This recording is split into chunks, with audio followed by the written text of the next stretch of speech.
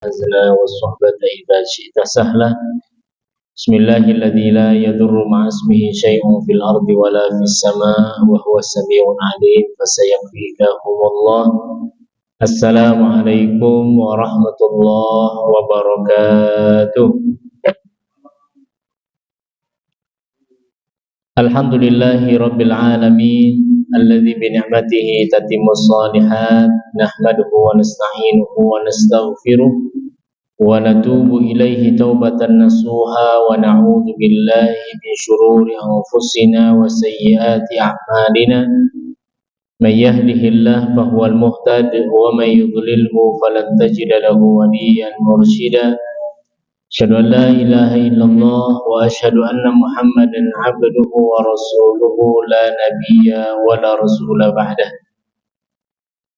Segala puji hanya milik Allah Subhanahu wa Ta'ala yang telah memberikan kita begitu banyak kenikmatan, kemudahan di dalam hidup. Di antara kenikmatan yang Allah berikan pada siang hari ini, kita masih diberikan nikmat sehat walafiat, sehingga bagian dari kenikmatan itu kita bisa melangkahkan kaki kita datang ke rumah Allah Subhanahu wa Ta'ala ini dalam rangka menjalankan aktivitas amal soleh dan amal ibadah. Tentunya kita berharap agar rangkaian amal ibadah yang kita lakukan bernilai pahala di hadapan Allah Subhanahu wa Ta'ala. Amin Allahumma amin. Salawat beriringkan salam senantiasa selalu tercurah kepada junjungan Nabiullah Muhammad sallallahu alaihi wasallam beserta para sahabat beliau yang telah menjadikan Al-Quran dan Sunnah Nabi-Nya sallallahu alaihi wasallam sebagai pedoman hidup bagi manusia. Bapak Ibu yang dirahmati oleh Allah Subhanahu wa Ta'ala, di dalam kehidupan kita, ketika kita bertanya atau ditanya oleh seseorang apa yang paling kita inginkan dalam hidup kita, maka hampir semua kita menjawab kita ingin kehidupan kita dihiasi dengan kebaikan demi kebaikan. Agar hidup kita ini dihiasi dengan segala kesuksesan dalam hidup. Kalau kita mengukur urusannya adalah urusan keduniaan, maka kita berharap sandang, pangan, papan selalu terpenuhi. Sebagai seorang kepala rumah tangga, maka harapannya bisa memenuhi semua kebutuhan anak dan istri. Tatkala ditanya sebagai seorang istri, maka harapan seorang istri mampu mencurahkan kasih sayang untuk suami dan anak-anaknya. Tatkala sebagai orang tua juga demikian. Dan tatkala ditanya sebagai seorang anak, maka anak ingin membahagiakan kedua orang tuanya. Dari mulai pendidikannya yang sukses sampai kemudian memiliki pekerjaan dan kemudian bisa membalas semua kebaikan kedua orang tua. Nah, Bapak Ibu yang dirahmati oleh Allah Subhanahu wa Ta'ala, ternyata ini merupakan watak dasar manusia. Jadi kalau ditanya manusia itu inginnya selalu mendapatkan kesuksesan dalam hidupnya, Allah sudah gambarkan dalam Quran. Tapi ketika manusia diberikan ujian oleh Allah, diberikan sesuatu yang gak sesuai dengan ekspektasinya, banyak di antara manusia yang kadang-kadang baru dekat dengan Allah. Allah mengatakan dalam Quran, Innal insana khuliqa halu'a. Manusia itu tercipta dalam keadaan keluh dan kesah. Artinya kalau mau tahu watak dasar manusia itu ya keluh kesah saja. Jadi kalau kita melihat ada orang-orang yang punya tabiat atau kemudian berekspresi demikian, itu memang watak dasarnya manusia. Dan ini Allah yang mengungkapkan dalam Quran. Innal insana khuliqa halu'a. Manusia itu tercipta dalam keadaan keluh kesah. Idza massahu syarru jazua. Kalau manusia itu diberikan ujian oleh Allah, ketika manusia dihadapkan pada satu kondisi yang enggak sesuai dengan apa yang dia inginkan, jazua, baru kemudian dia dekat dengan Allah. Wa idza massahul khairu manua. Tapi ketika manusia diberikan kebahagiaan, kesuksesan, ya, dan segala macam kenikmatan dalam kehidupan mereka, manu'an, kadang-kadang mereka itu atau banyak di antara manusia yang lupa dengan Allah. Maka Allah mengatakan illal musalli, kecuali orang-orang yang sholat. Bagaimana sholatnya? Alladzina hum ala salatihim daimun.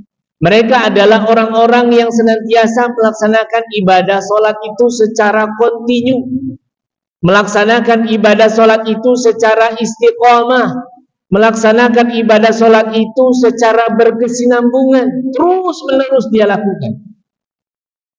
Dan inti daripada ibadah sholat yang kita kerjakan itu adalah bagaimana ibadah ini mampu memberikan kebaikan-kebaikan pada diri kita, mampu mengajak diri kita untuk mengajak orang lain pada kebaikan. Yang kedua, bagaimana sholat yang kita tegakkan itu mampu mencegah diri kita dari perbuatan yang dilarang oleh Allah. Jadi hakikat sholat yang kita tegakkan Bapak Ibu adalah memunculkan rasa kebaikan itu pada diri kita, dan kemudian berusaha untuk menjauhkan diri kita dari yang dilarang oleh Allah. Tapi fakta dalam kehidupan kita, sholat yang kita kerjakan belum cukup mampu merubah diri kita menjadi orang yang baik. Ada orang yang sholat dia tiap hari, tapi setiap hari juga dia berbohong. Ada orang yang sholat dia tiap hari, tapi masih suka melakukan perbuatan yang diharamkan oleh Allah.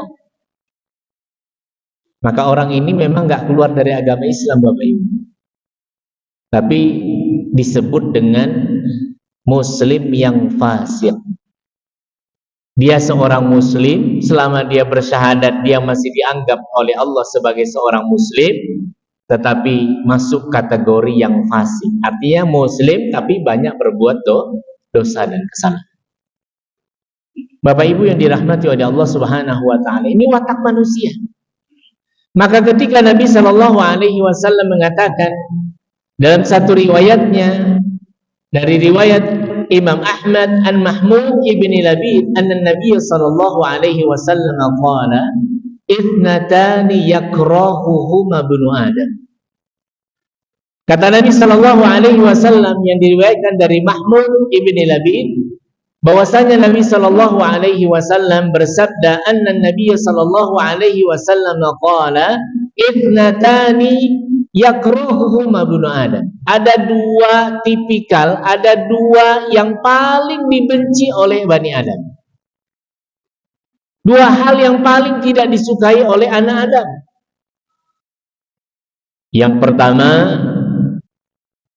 al-mautu, kematian. Kalau kita ditanya semua yang hadir di sini siap mati atau tidak? Mungkin jawaban kita belum siap mati. Hatta umurnya sudah 60 tahun sekalipun, umurnya sudah 62, 65, kalau ditanya siap mati, maka jawabannya belum siap mati. Padahal Nabi mengatakan a'maru ummati ma baina sittin wa sab'in. Kisaran umur umatku itu, kata Nabi, 60 sampai 70 tahun. Kalau pertanyaan itu diajukan kepada orang yang berusia 60-70 tahun, masih tetap jawabannya belum siap menjemput kematian. Padahal kata Nabi sallallahu alaihi wasallam, wal mautu khairun lil mu'min. Kematian itu baik bagi orang yang beriman. Ya, minal fitnah, daripada umurnya panjang tapi fitnah dunianya banyak. Jadi illah atau alasan kenapa orang siap mati bagi orang yang beriman, mereka siap dengan kematian yang Allah tetapkan pada mereka, ketimbang dikasih umur yang panjang-panjang tapi fitnahnya banyak.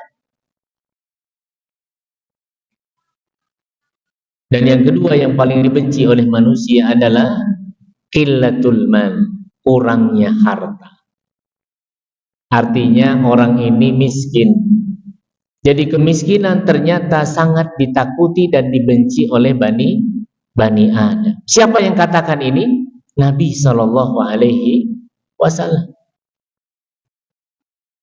Padahal kata Nabi, wa qillatul mal aqallu lil hisab.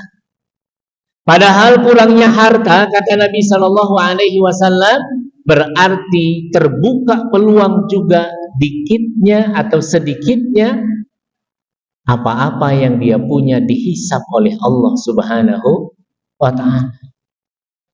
Maka sebenarnya kata Nabi, qillatul mal itu bukan ukuran kebencian manusia. Kenapa? Makin dikit hartanya berarti makin sedikit dia akan dihisab oleh Allah Subhanahu wa Ta'ala. Tapi cara pandang kita berbeda, karena cara pandang kita cara pandang dunia, yang segala sesuatunya tidak akan terlaksana, tidak akan terasa kenikmatan kebahagiaan itu bila ukuran harta, bila segala ukuran yang lainnya menjadi ukuran kekayaan dan kenikmatan pada diri seorang hamba.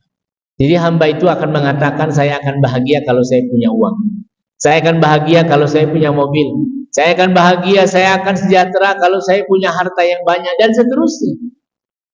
Padahal harta belum cukup mampu menjadikan orang itu bahagia, senang, tentram di dalam hati, kalau mereka tidak hidup bersama dengan Allah Subhanahu wa Ta'ala.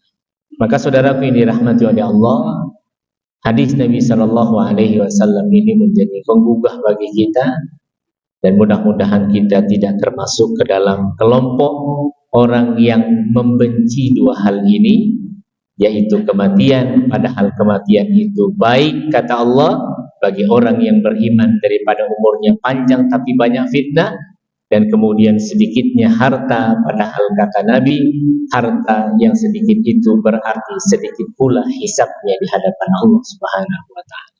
Semoga kita diberikan kesehatan oleh Allah. Amin. Allahumma amin. Demikian hadanallahu wa iyyakum ajmain. Assalamualaikum warahmatullahi wabarakatuh.